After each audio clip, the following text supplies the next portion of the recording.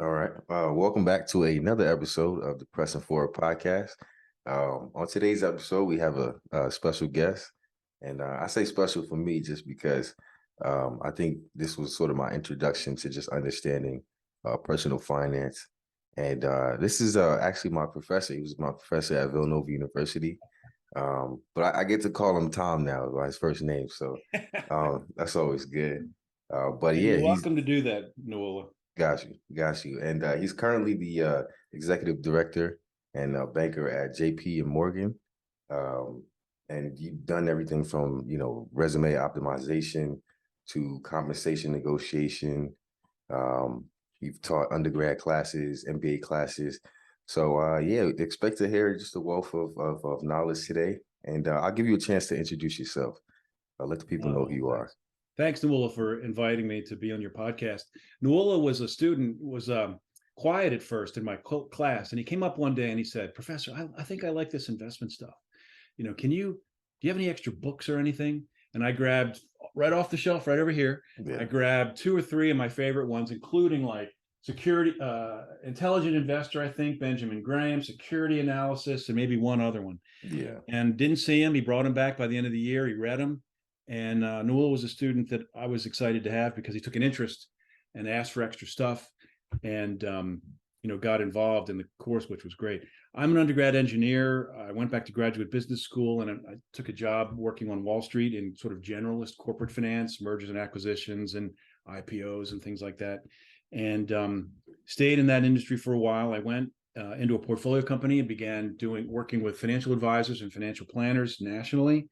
My clients are people like Fidelity and Schwab and Transamerica, big companies. But ultimately, the user of my products were financial advisors, and ultimately, of course, individuals, families, and things. Yeah.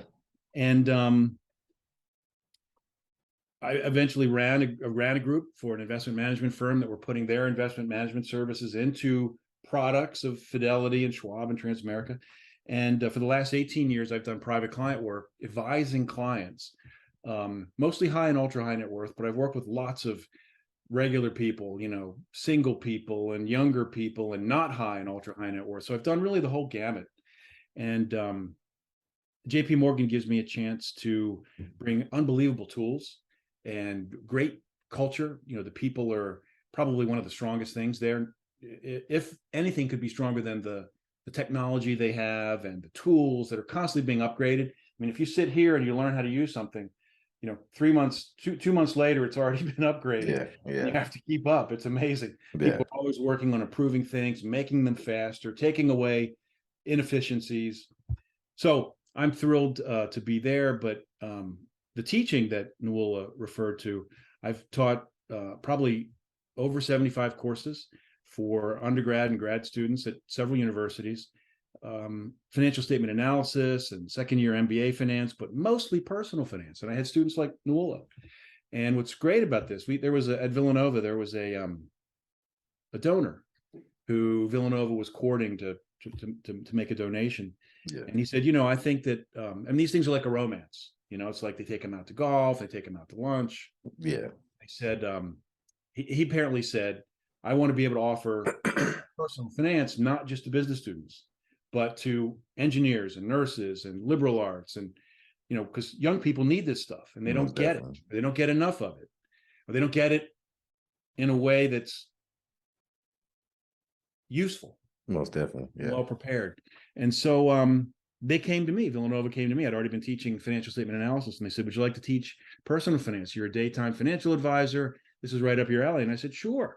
And I had the great fortune for it to have taken off. Yeah. And so for a number of years, I had 2 55 student classes in the fall, 2 in the spring, maybe 35 students in an MBA course at Villanova.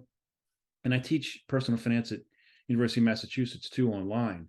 So those students can be all over the place, from Tokyo to Dubai. Most are in the US, most are on the East Coast, but they're widespread. Go ahead, no, please. Yeah, I just wanted to quickly ask too, because I think one of the things that was quickly apparent to me in your class was like, you're super passionate about teaching the subject. And some of the topics, when you're teaching it, not you, but the topic itself can be boring, but like you came with a certain passion that made everybody in the class engage in the topic every single day. So where does that passion come for you, in terms of like teaching? I had well, you and I share athletics in common. And I mean, you obviously took it to a higher level than I did. I played football too, but I didn't get, I did it through high school. Yeah, And what I coached though, when my children were younger, and I coached for maybe a dozen years, and I had 3 undefeated teams. And I did it by not playing only the best players all the time. I did it by yeah, developing people, putting people in the right place, motivation, bringing energy, making it interesting. And I tried to bring some of that or a lot of that, but just modified for older students yeah. into the classroom. And Nuala, when you a receiver or cornerback? Cornerback. Okay, cornerback. So you know that there are Safety. boring things. There are boring things in being a good cornerback. Yeah, Like I don't know.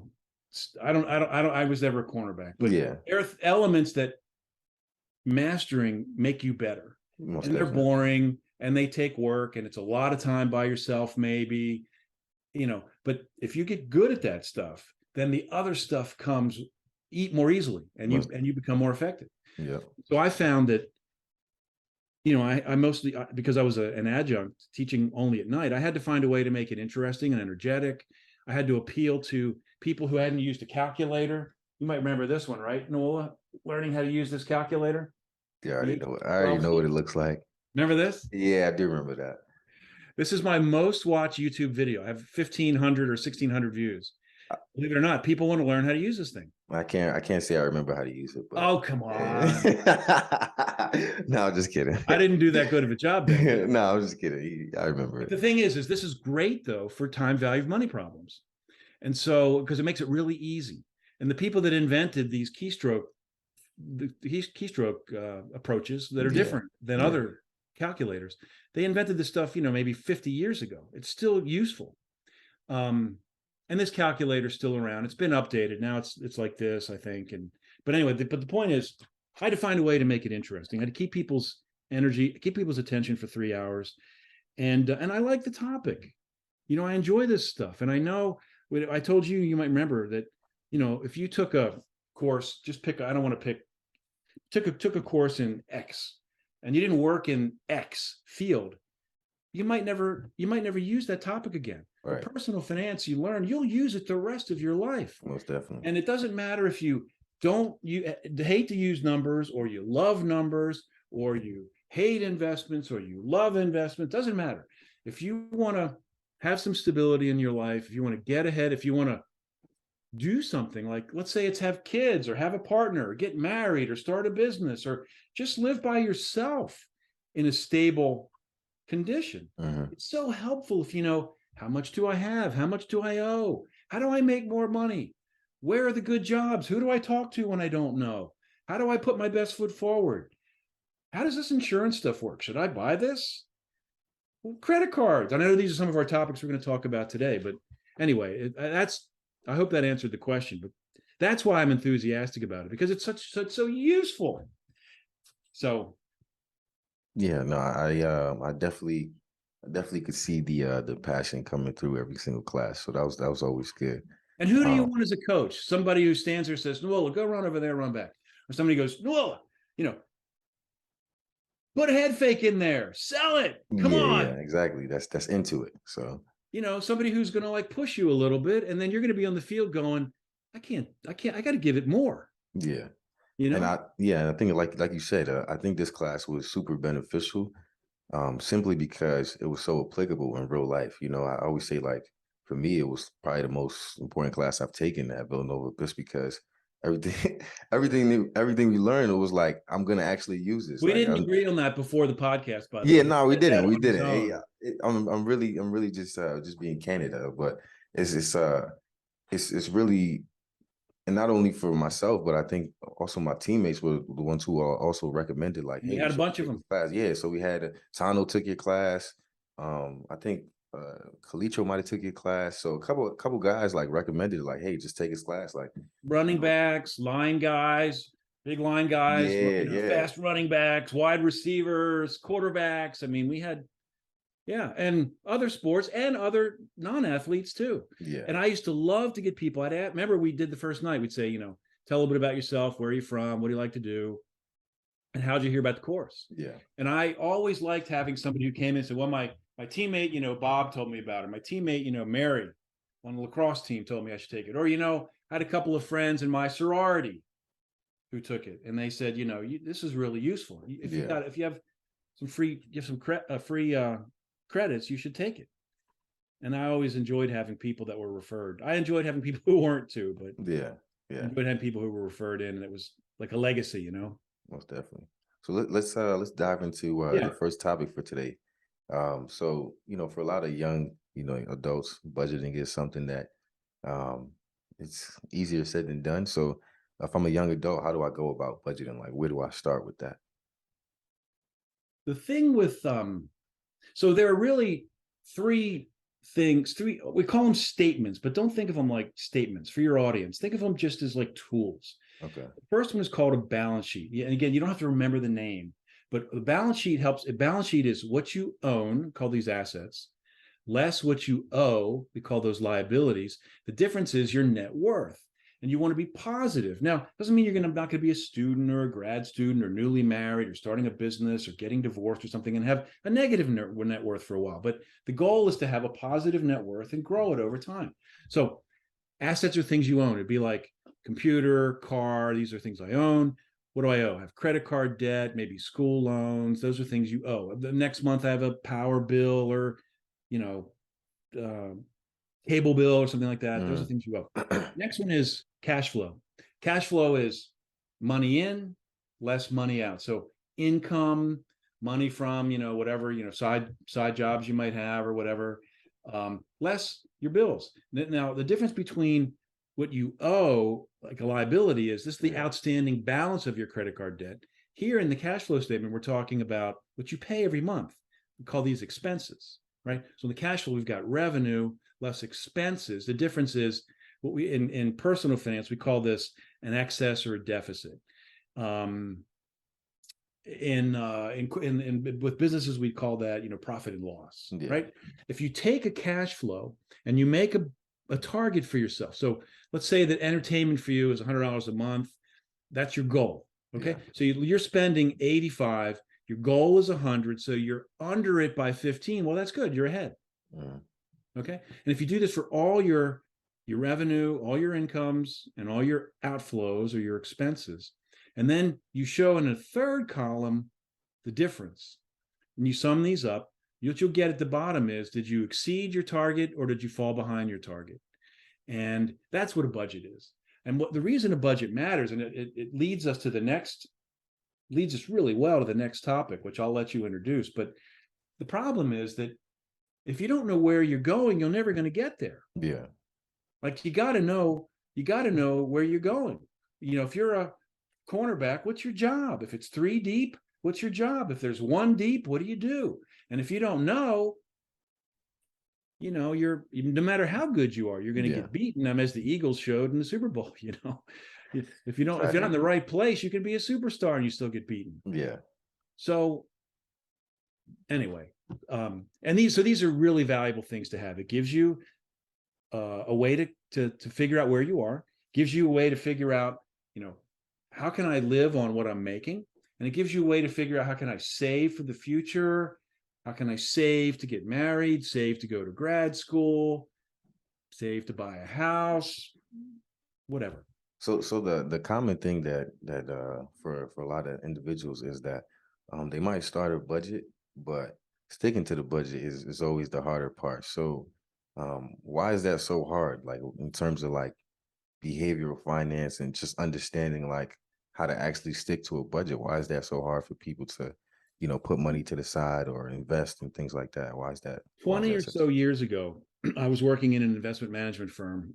And what investment managers do is they pick stocks and other securities and build portfolios, mutual funds often, for people to invest in.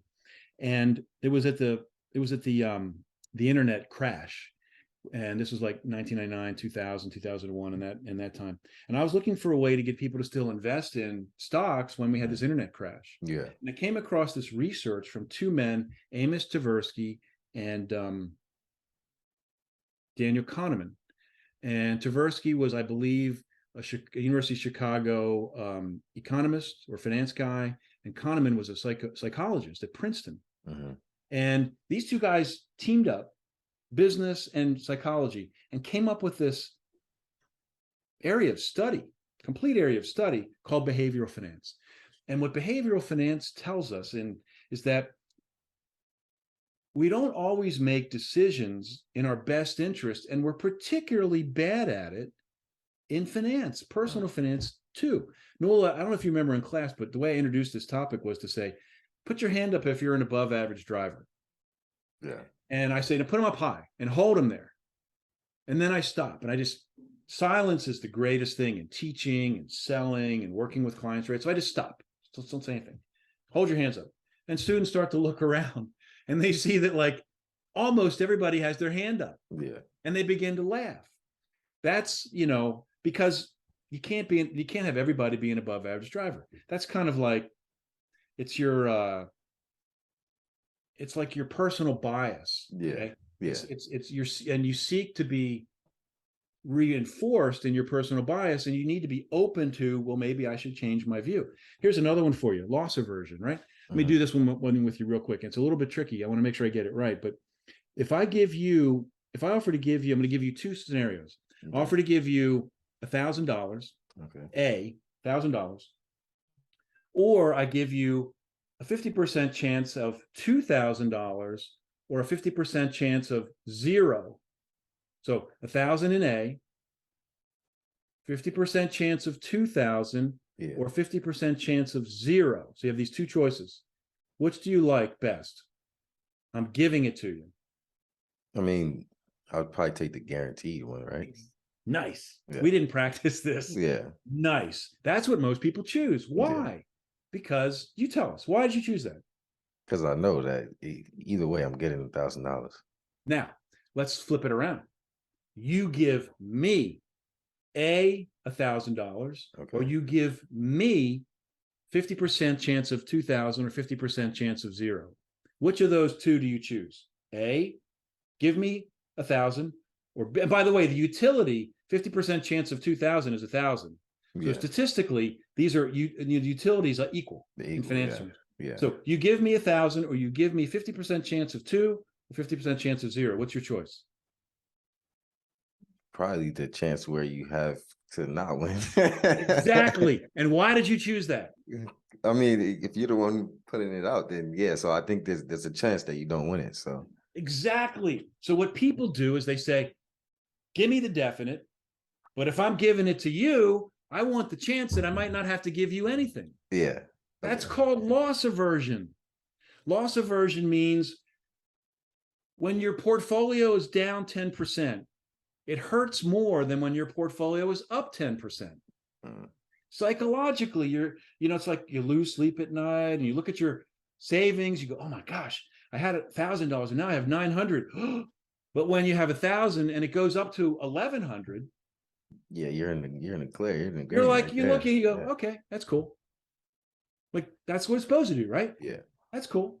But if it's down, you're like, oh gosh, I should make some change. I'm going to call my advisor.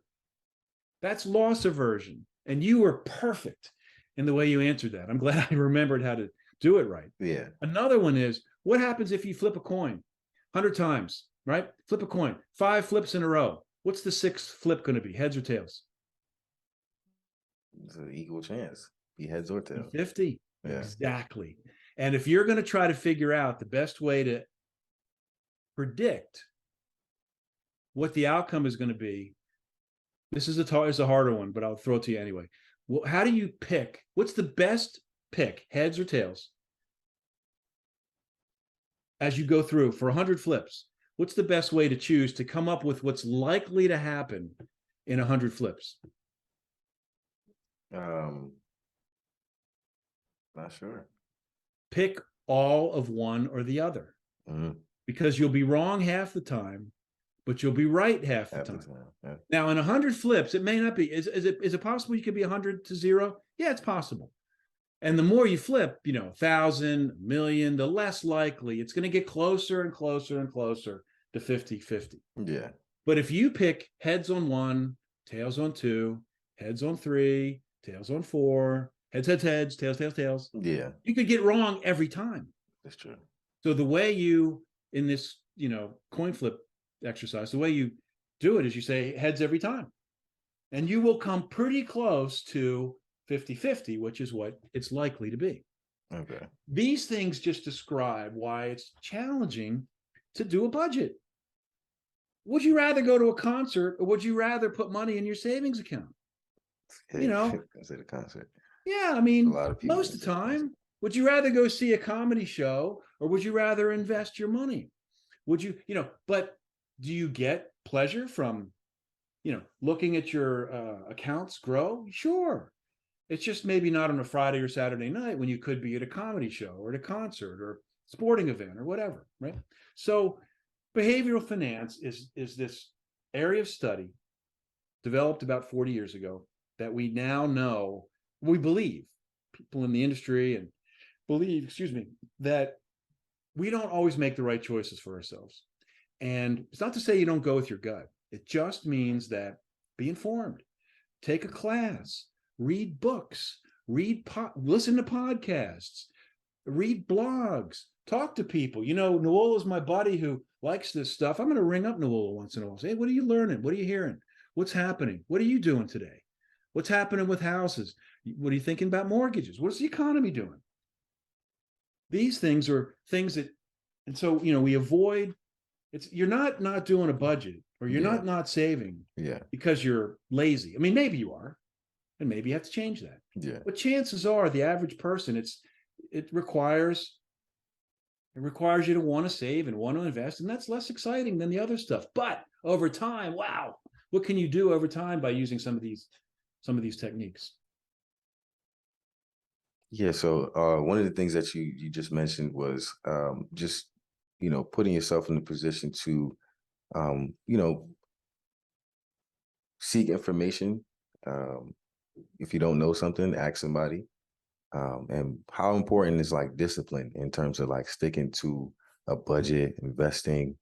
What are some things that people can do to better stick to a budget? What are some things that you would suggest?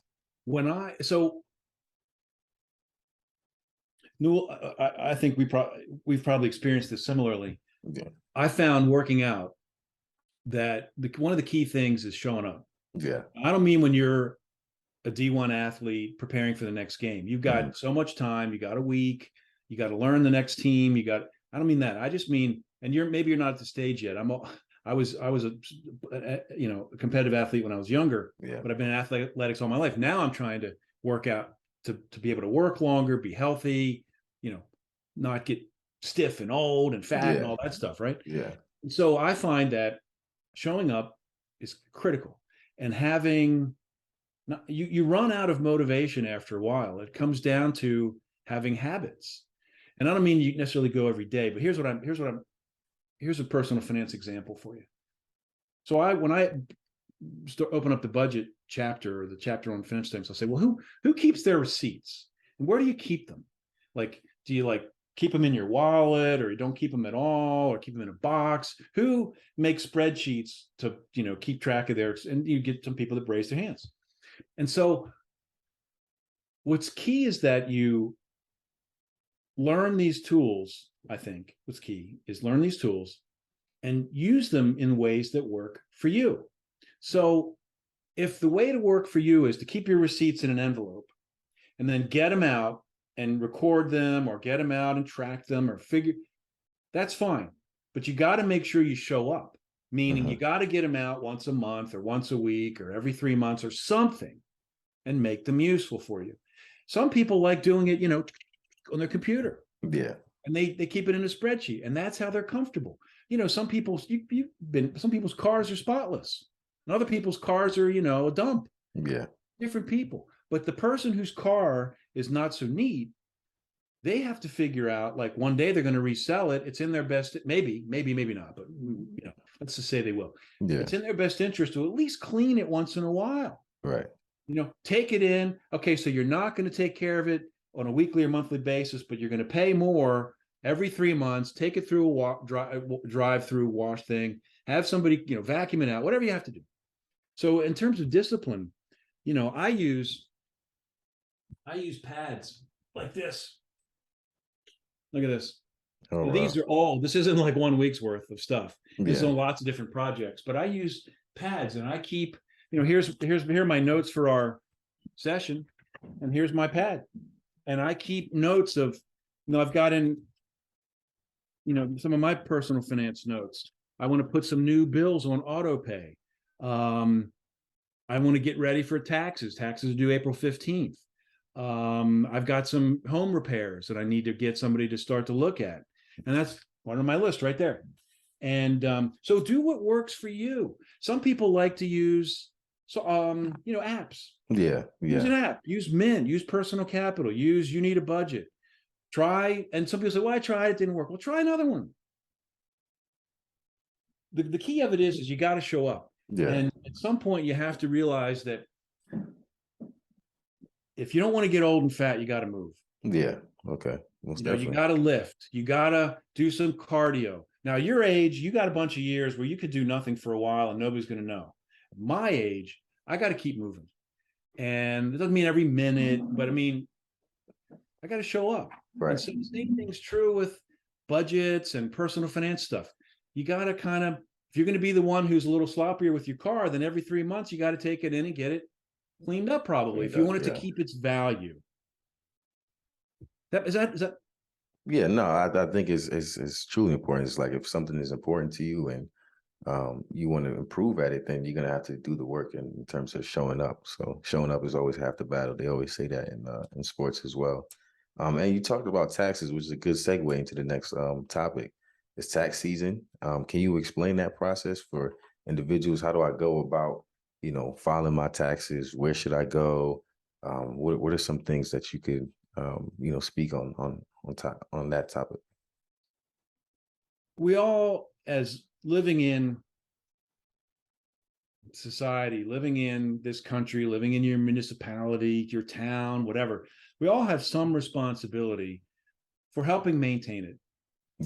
Have the roads work, have a police and firefighters that can help if you have a problem, have airports that work. We all have some. Now, we can debate how much and how that money's used, and that's a topic for another course. Yeah. In terms of personal finance, if I'm advising someone or someone asks me a question like yours, we all have some responsibility. The question is how do we maximize our ability to accumulate wealth? How do we grow what we have? How do we make best use of it?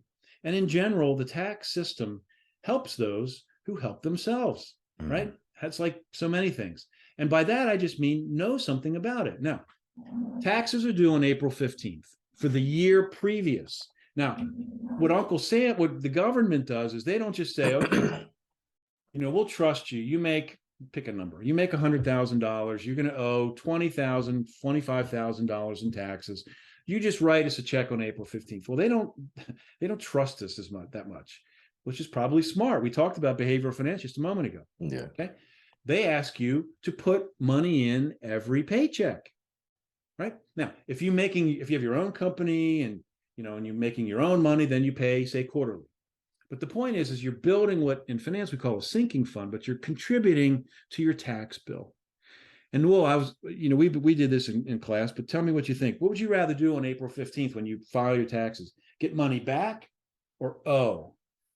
I'd rather get money back. Why is that? Who doesn't want money back? Here's the thing. When you do this withholding that the government requires you to do so that you can afford your tax bill, they don't pay you any interest. Yeah. And so what happens is the real finance reason is you want to owe because you want to keep as much of that money and invest it for yourself, earn the interest for it. And then when the taxes are due, pay what's due, pay what you owe. Yeah. Now, I have evolved that in my thinking. I mean, the finance answer is what I just said, but I've evolved my thinking to, if Nuola gets $500 back, $300 back, $700 back, he pays down credit cards, he takes a trip, he does whatever, goes into Manhattan and, goes to a club, goes to hear music, goes to your comedy club, whatever he likes to do, goes to a sporting event, whatever. That's okay. But if I'm advising Nuala and he's getting $3,000 back or $5,000 back, I'm saying, Nuala, you could invest that money and make something with it. Yeah. Or you could have that money to use to invest in a project or a side business or something, Yeah. and then pay your taxes when they're due. So here's the key. Taxes are due on April 15th for the year previous. The money that's withheld, you haven't paid your taxes yet. Everyone calls it that. After tax, I got $1,000, but I made $1,500. Well, you didn't pay any taxes yet. Yeah. The government just said, hey, Noel, you made $1,500. Give us $500 to put on the side. We're going to hold over here. We're not going to pay you any interest. Withholding, yeah. It's withholding. It's like a sinking fund, we would call in the corporate world. It's accumulated so that come April 15, if you owe $20,000 in taxes, 17,000, 21,000, 20,000 has been withheld.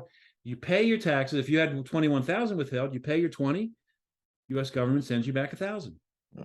If you only put away 17,000, you file your taxes and you send a check for 3,000. That's this difference. So the finance answer is, oh, and the U.S. government only allows so much. You can't owe 20,000. Yeah. You know, but here's the other thing.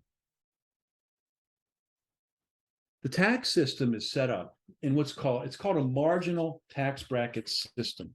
And I ran this off just so I could talk, what the current numbers are. It doesn't really matter, but the tax brackets are 10%, 12%, 22, 24, 32, 35, 37. It's confusing.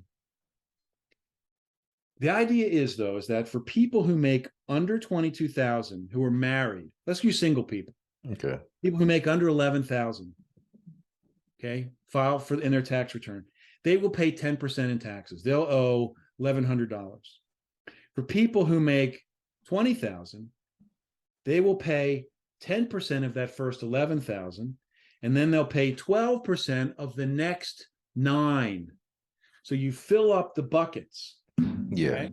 And that's why the average, even if you make 230,000 and you're in the 35% tax bracket, only the money above 230,000 do you pay 35% on. The rest of it, you fill up these buckets. It's called, and the concept is, philosophically, what's happening is people who make less money pay lower tax rates. Yeah.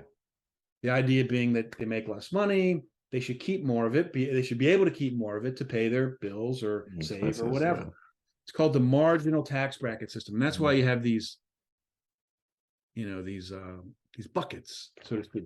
So even the person making, 300,000, they fill up 11,000 in the 10%, and they fill up another, 11, it looks like after that, in the 12%, and another 25 in the 22. That seems complex, but you can look it up. Your viewers can look this up. Just know that the marginal tax bracket system is designed so that people who make less pay less. Got you. We all experience taxes. The key of it is to know something about them so that you can, one day, Nuala, when you start a company and you're a media mogul and you look back and you go, you know what? Villanova was the 4 best years of my life or 5 best years of my life.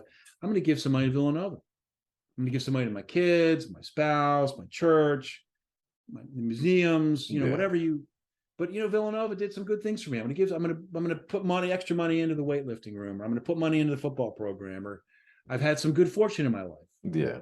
Those contributions are tax deductible. They serve to reduce your income and allow you to pay less in taxes.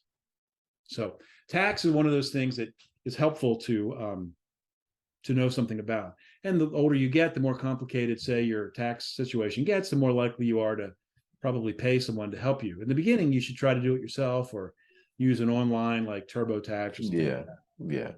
Okay. And so what about debt? I know there's good debt, there's bad debt. Could you explain the difference between the two? There are well-known names in personal finance that you see on radio or television. I think of like Dave Ramsey. Yeah. I used to leave Villanova teaching like courses like yours, and I'd put on the radio, and if there wasn't a baseball game or a hockey game or something, but his thing in personal finance is don't have debt. Get rid of your debt. And I would listen. Net worth clients had no debt.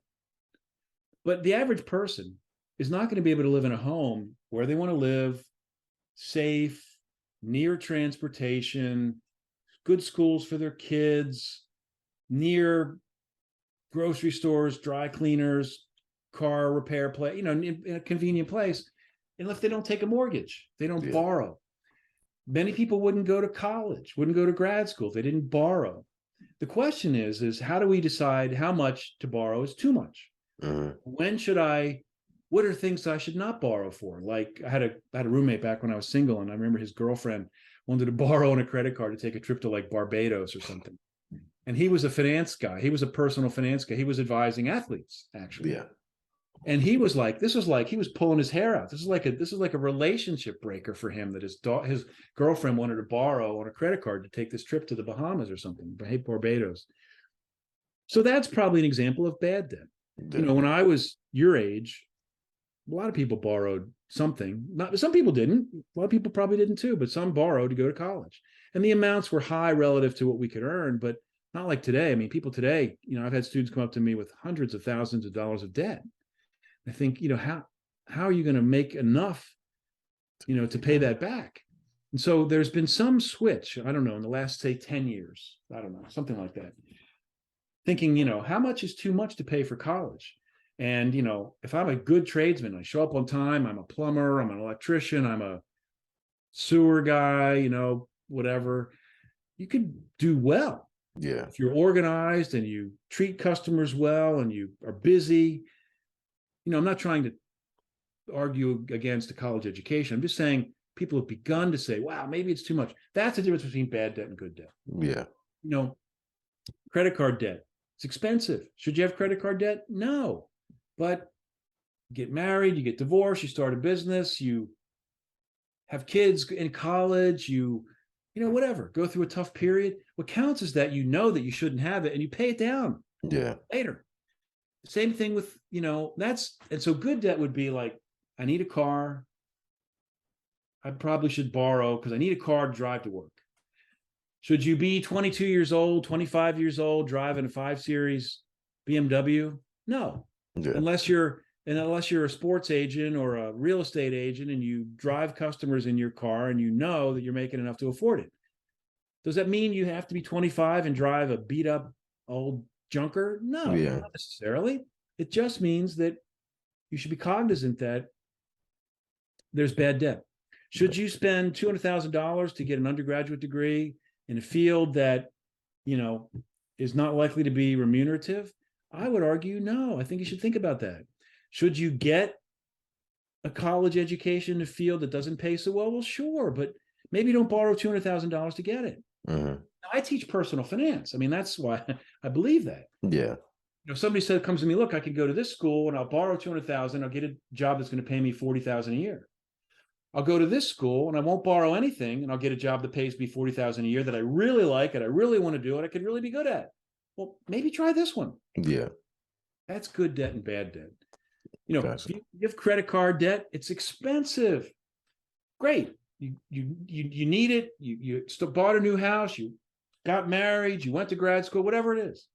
But then pay it down as quickly as you can. Okay.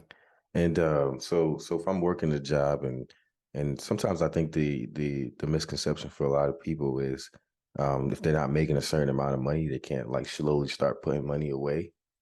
So in terms of investment, could you explain kind of what that means, why you need to understand it, and just basically how you can get started in terms of, putting money away, making investments? And there's something else you mentioned in your question too that I want to make sure I get to. So when you put your money under the mattress, under the bed, in a jar in the backyard, maybe you feel it's safe, but over 5 years, certainly 10, eggs, milk, gasoline, everything costs more.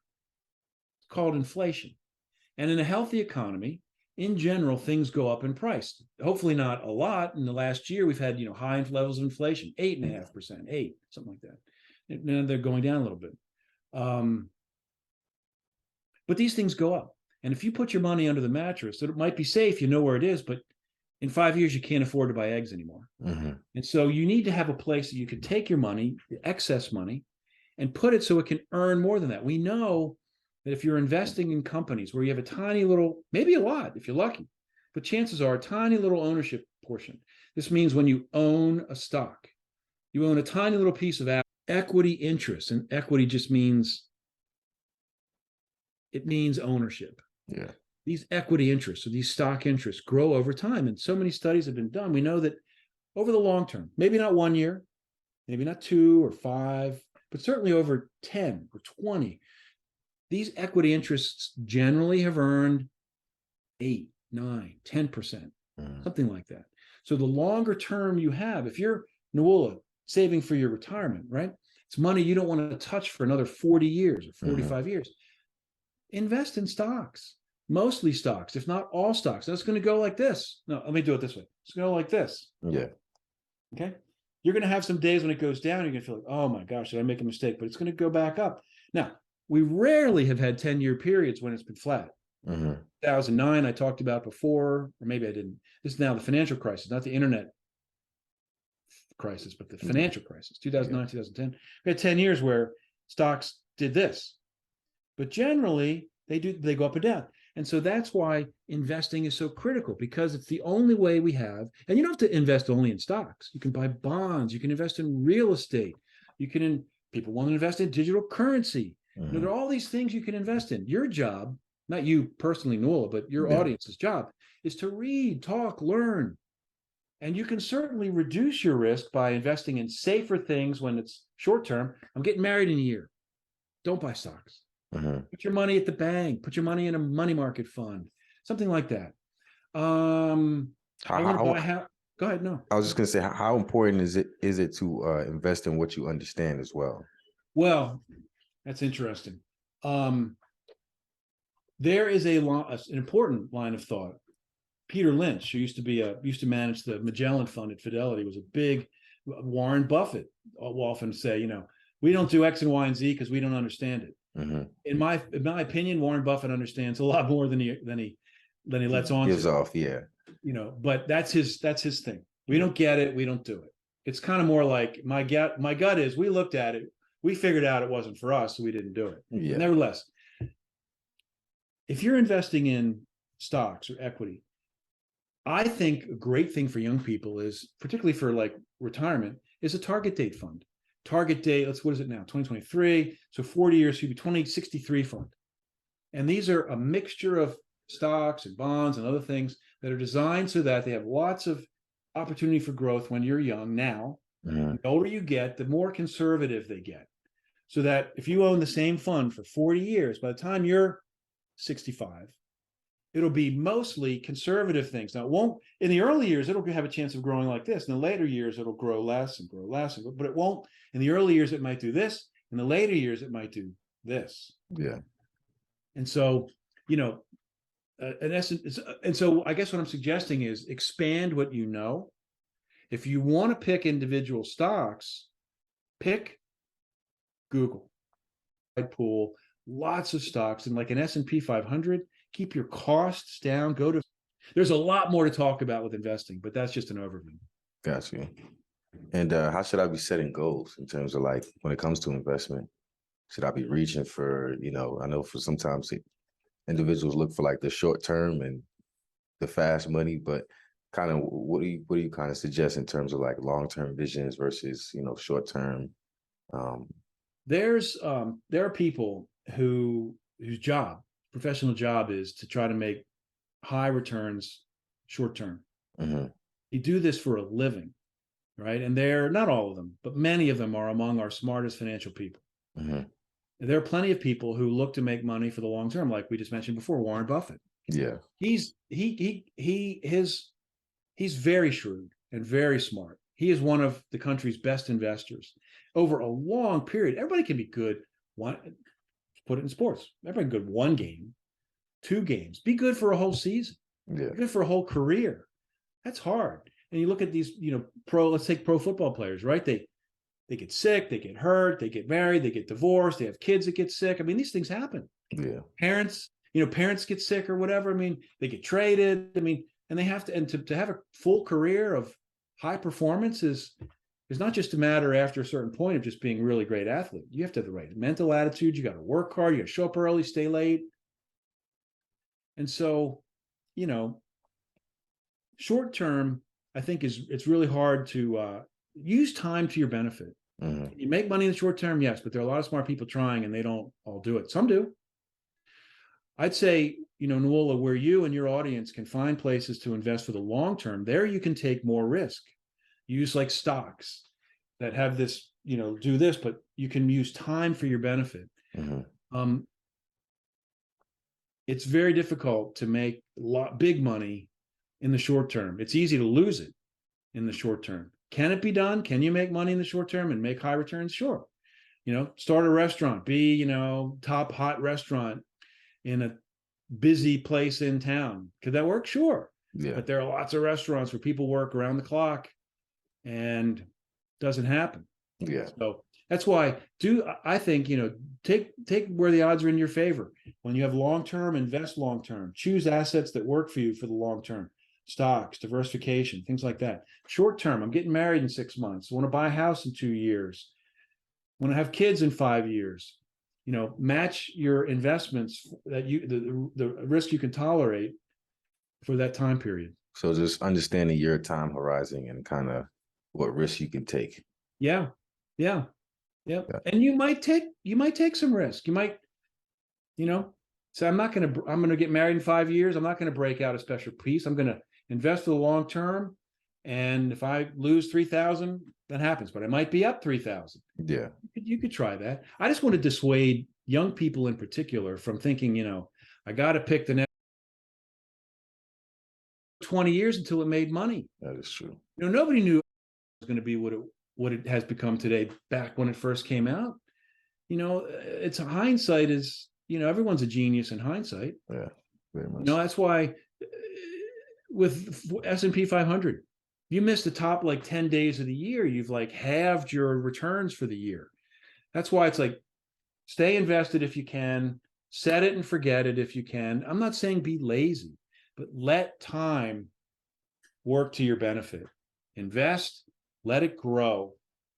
Find the long-term portions of your needs, retirement, you know, even not retirement. Like you could have a portion that's invested for the long term that's outside your 401k or outside your IRA. That's invested for the longer term, 5 years, 10 years, like that. Okay. Solid. And I have a couple of questions left in terms of please. what about the insurance? Yeah. Okay. Kind of explaining kind of what that means, how you need to understand it, how you can get started.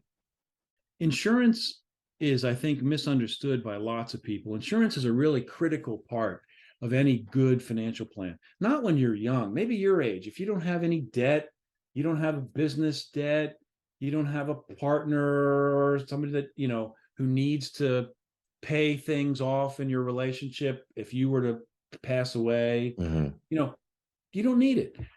Many people's experience with insurance, in particular, maybe life insurance and others maybe, is the way it's sold. You know, it's like a numbers game, and they meet you and they say, hey, give me 10 other names of your friends so I can talk to them too. You know, but among the most devastating impacts in someone's life would be like a divorce, a death, loss of a job. And I use the word devastating. I just mean impactful or negative. These things are tough things to get over, and people do. Yeah. And everyone has these. You know, life can be hard. Your goal, everyone's goal, is to experience them, get past them, and keep moving on and being productive and useful, and doing good things where you can. Right. So, insurance helps you when someone dies in your family. Life insurance.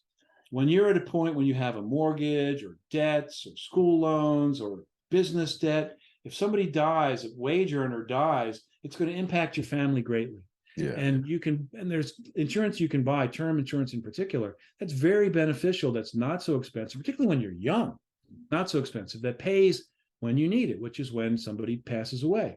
Term insurance can be used when you're older too. There's another kind called permanent insurance, and permanent insurance has great uses for pensions. And, you know, I worked, for example, I brought the ATP tennis tour pension to my firm, and, you know, it used variable universal life insurance to fund it. And that works because it pays the ATP tennis tour back. When a player passes away, they can take money out of these policies and pay an income stream to players when they've earned it, when they get older. There are lots of use. But a young person, just think about term insurance. It's not expensive, and you don't need it when you don't have debts yet, you don't have a spouse yet. Car insurance, one of the best things for young people to have is renters. Renter's insurance is not expensive. When you rent, get it. You have a pipe burst on the apartment above you, and your stuff is damaged. Renter's insurance can help you. You'll buy auto insurance most likely. You can't drive a car if you don't have auto insurance. Yeah. Shop for it. Make a few phone calls. Call 2 or 3 or 4 companies and find out who wants your business, who has the least cost, who has the best terms also. Okay. And I have a couple questions in terms of, I don't want to miss the credit scores and just understanding credit cards. So for young people, this is a pivotal topic in terms of like choosing a credit card, what goes into that, why I need to understand my credit score. Could you explain that? When you get a loan when you get a loan, say for a mortgage for your home or an auto loan, the lender is going to check your credit. They want to know how likely are you to pay them back? Do you pay your bills in a timely way? Excuse me. Have you been employed? What's your personal situation? Whatever they can find out. And there are 3 primary credit reporting agencies: Equifax and 2 others. And your bill paying history is reported to them. Your credit history is reported to them. Your borrowing. They keep this information and they produce a score. And with this score, any borrower, any lender can look and find out what your credit score is, and can find out if you're a safe borrower or not, or an unsafe borrower.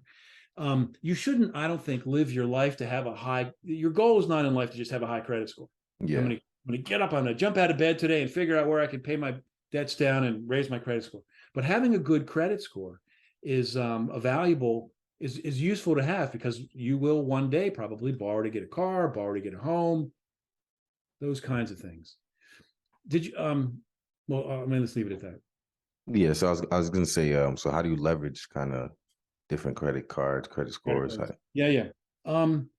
Young people should get a credit card, and you might start out in college or even after with a cosign with your parents, something like that, or someone else who will be responsible to pay your debt if you don't. But you should quickly try to avoid that. You get a card under your own name, build credit, begin to borrow, pay it back, and begin to establish a credit history. Your credit score is going to be lower if you have no debt. Now, that may sound counterintuitive, but what they want to know is you've borrowed and you've paid it back. They don't want to know that you went through your entire life and never had any debt. Is that a good thing financially? Yeah. You'll sleep at night well, and you'll never have to worry about paying down debt, but it'll be harder to get a loan, most likely, if you've never had debt and never paid it back. So get a credit card when you're young, borrow, pay it back, borrow, pay it back. I wouldn't get 5. I'd get 1. Yeah. Maybe 2. And once you get some experience, then look, my MBA students who are, let's say, 25 to 50 in that range, they look for credit cards that offer travel points, cash back. They use their travel points and these other benefits to like do a honeymoon or to take a trip. They specifically look for, and these credit cards advertise online. People track these. The number 1, here's what it has. The number 2, number 3, number 4. And you can find credit cards for young people, credit cards for people with low credit scores, credit cards for people who use them a lot, credit cards for people who don't use them much. And, it may not be something that everyone's interested in terms of tracking that, but there are people who are. And they track it, they count their points, they take trips, they go visit their family cross country in India, So credit cards can be used for those purposes too. Gotcha. But don't use them only for that. Just remember that it's to borrow and pay them back, because the interest charge is the key piece. Interest rates have gone up, I said, in the last year, and And credit card rates are going up to like 19%. That's huge. You borrow $2,000 and you're going to pay them $400 in interest in a year. That's unbelievable. Yeah. Okay. So I see that we have like 5 more minutes left. I don't know if I could shoot a couple questions or Please, just go ahead. Yeah. yeah. So the I guess one of the last questions I would ask in terms of creating opportunities for yourself, especially when you talk about like interviewing and networking and just speaking up and creating opportunities. How do you go about that? A couple of things, Newell.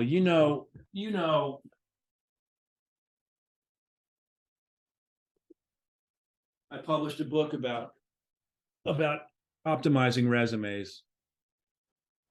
There we go. Yeah, there Now you it's go. clear. And it's one thing to be able to write a resume, but you got to write a resume that people see the important information quickly. And when people read in the Western Hemisphere, they read top to bottom and they read left to right. And so your important information has to be here. If you were captain of your high school football team, and because your activities are down here and it shows up there, they may not see it. Yeah. But there are lots of techniques that you can use. A book like this, other kinds of things can be very helpful, but having an up-to-date resume. We're today in an online world. You should have a LinkedIn presence. You should experiment. You'll make some mistakes in the beginning. I certainly did. Experiment with making posts and liking things and seeing what happens.